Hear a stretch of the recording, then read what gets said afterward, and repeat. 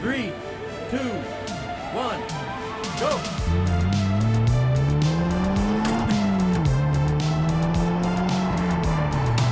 Checkpoint!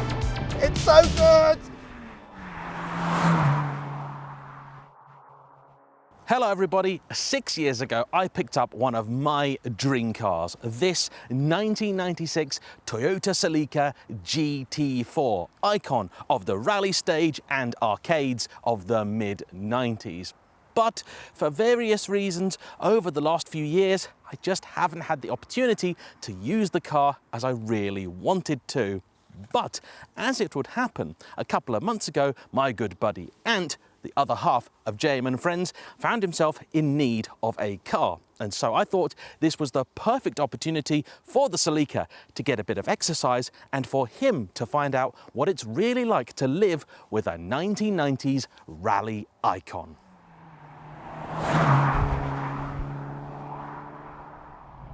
So you join me today in James's Toyota Celica GT4, and honestly, I am buzzing to be in this car right now for a few reasons. One, because my 370Z Nismo is away having some work done at the moment. More about that on my channel soon over on Sports and Touring. Let's just say James thought it just wouldn't be right for me to be driving around in the R8 all the time, and he said, well, why don't you borrow one of my cars? How about something Japanese and in white to replace the 370? And of course, I said, yes, please.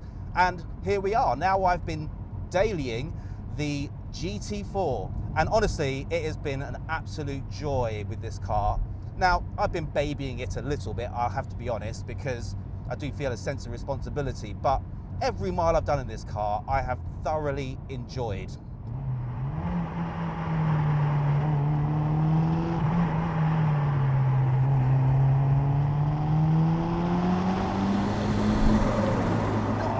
I just love that turbo sound. It's so good.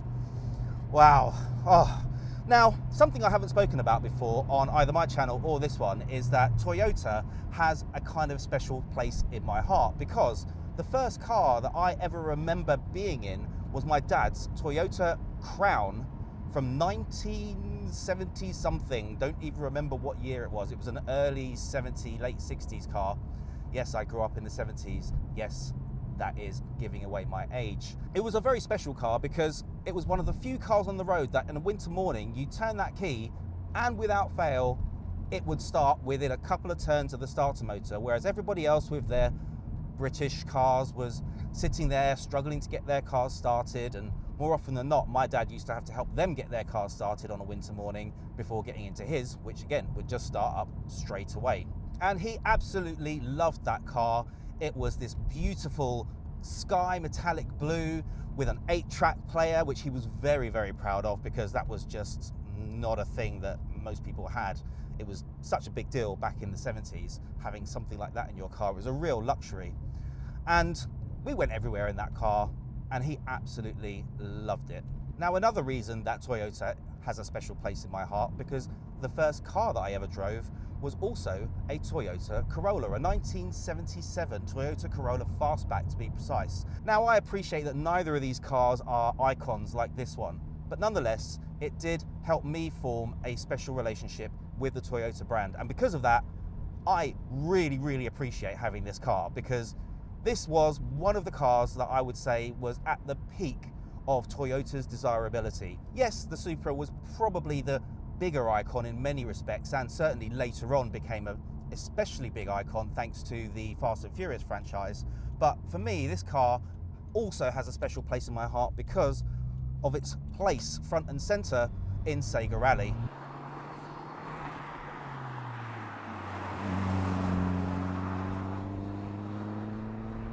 Now let me give you a quick reminder of some of the facts and figures on this car before I tell you what it's been like to live with day to day.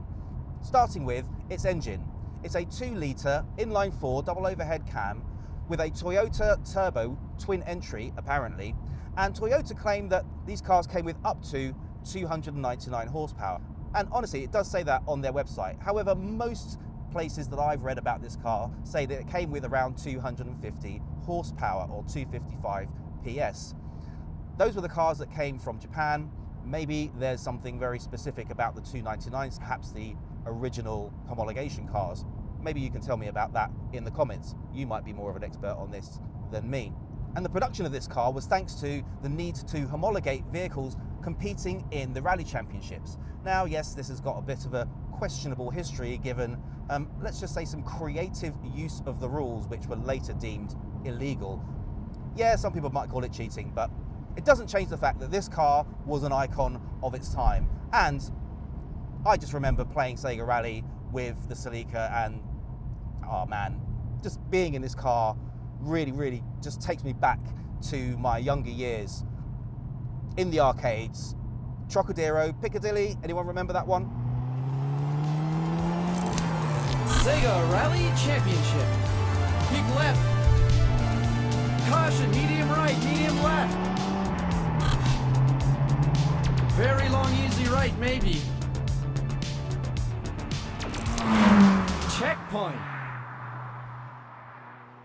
Now, I've had this car for about a month now as my daily, and as I've explained before on the channel, I don't really need a daily. Everything I need is within walking distance, even the supermarket and the local train station that gets me into the offices where I work on my day job. The only time I have to drive is actually when I'm filming, which is one of the reasons why I started doing YouTube, because it kind of just gave me an excuse to get out and drive. So in reality, I've probably only taken the car out about 4 times. However, those 4 times have been epic. The first time was a trip into central London to a car meet, and this car got so much love.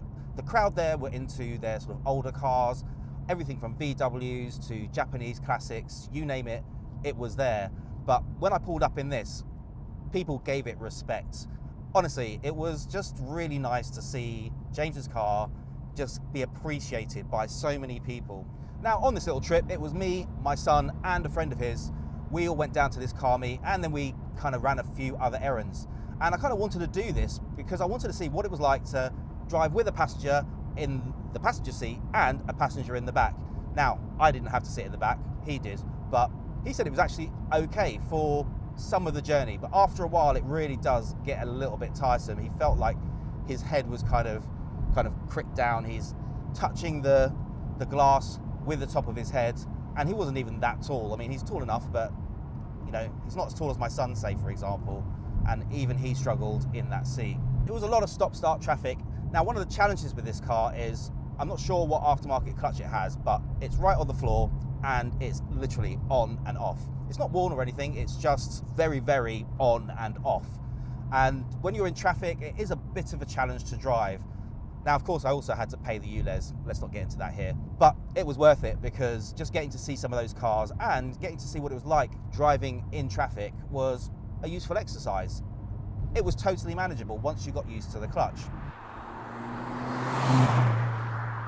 Oh, nice little corners coming up here.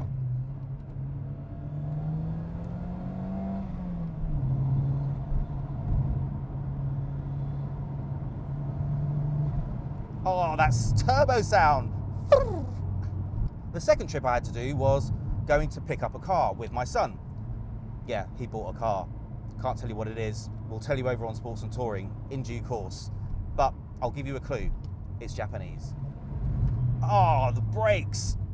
These brakes are really good. They're a bit squeaky, but they also emit a lot of brake dust. Now, I was a bit worried about this. I thought there was something wrong, but James said, nope, the brakes are squeaky brakes and they do emit a lot of brake dust. In fact, so much brake dust that when we were on this trip to go and collect my son's car, when we were coming back, it was nighttime. He was driving just behind me, and as I went into a roundabout, he said he saw sparks coming off it. Now, I wasn't even driving that hard. I'd say 50%. The next day when I spoke to James, he said, nope, that's kind of what they're supposed to do. He even sent me a clip showing them sparking on another car. Now, the nature of this trip was very different to the first one. It was actually more of a long distance cruise on the motorways. We went for about, I think it was about a 5-hour round trip all in to go and get this car. We went down in the sort of early evening, and by the time we finished looking at the car, made an offer on it, grabbed a bite to eat and drove back, it was already dark. And one of the things that really impressed me with this car were the lights. The quality of the headlights that are on this, apparently from factory as I understand, there's just a really nice, bright, white light, very, very clearly directed. I don't know if James has got some aftermarket lights on this, but they were really, really impressive. And when you had the full beams on, they were really nicely directed, but you could see all of the road signs on your side of the road, which for a mid-90s car, I think is pretty incredible.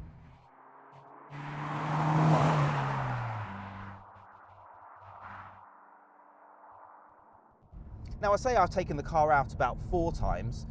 The first trip into London, the second trip to go and get Damani's car, the third trip was to actually go and get his car.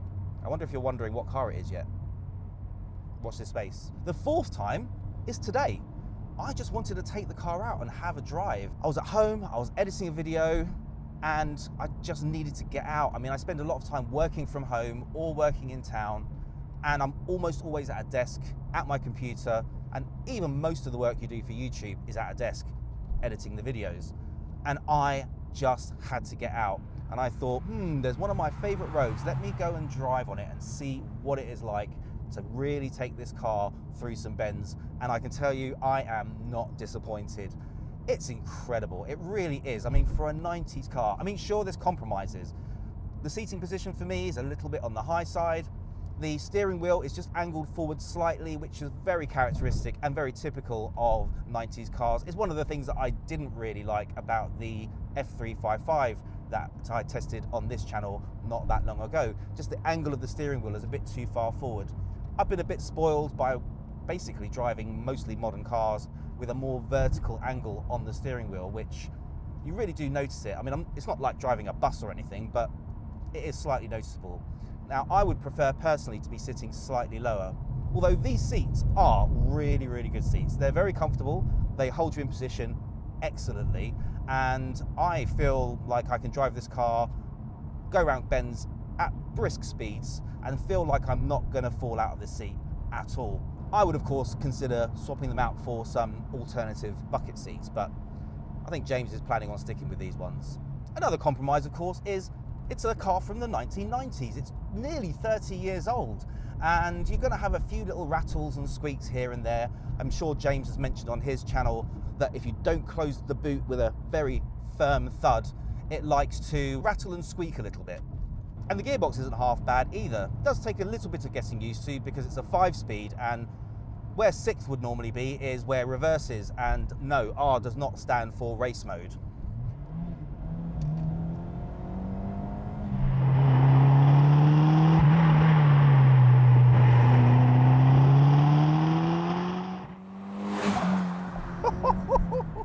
This car is a bundle of fun, honestly. Really puts a smile on my face. Now, by today's standards, it's not the fastest car, but back in the 90s, it was regarded as being very, very quick. A colleague of mine had bought one of these, basically new or nearly new, and he would just rant and rave about how great this car was. And it's only until recently, thanks to James, that I've actually got to drive one. And I have to say, it's quick enough. You can have a lot of fun in this car. And as the old saying goes, it's more fun to drive a slow car fast than it is to drive a fast car slow. Back in the day when cars had very, very little power, you could get a car like this and really appreciate it.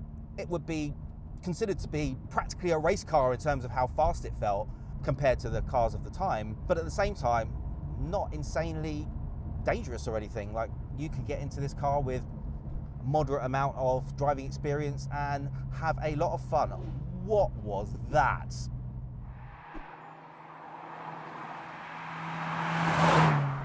So what's it been like living with a 90s rally icon? Honestly, it's been an honor and a privilege. And I want to say a special thank you to James. I know you're watching this. I really, really appreciate you lending me this car. It's given me an experience and an appreciation, I think, for a class of cars that generally I've avoided in the past, but this is kind of making me want something from the 90s now. I actually think, in a way, 90s cars are a bit better. They're like more raw, more, I don't know, edgy.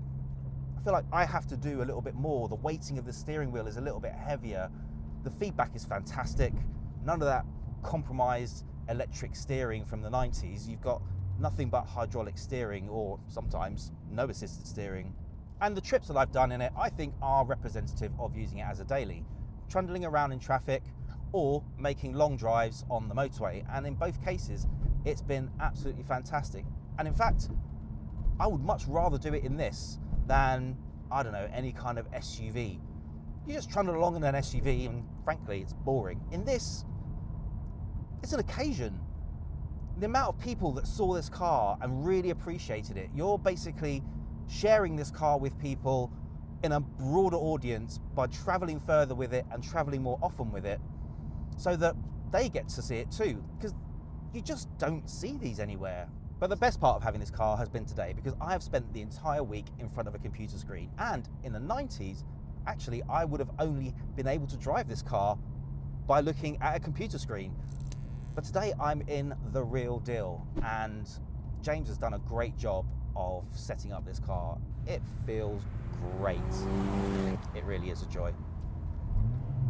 Right, well, thank you for joining me today. And sorry James couldn't be in the video more, but he was busy in Scotland and, well, we needed a video. So hope you've enjoyed it. If you have, please hit the like button, hit the subscribe button if you haven't done so already. Please do also hit the bell icon so you can hear about our next videos. And I want to say thank you for joining us on JayEmm Friends. Bye-bye. Hurry up!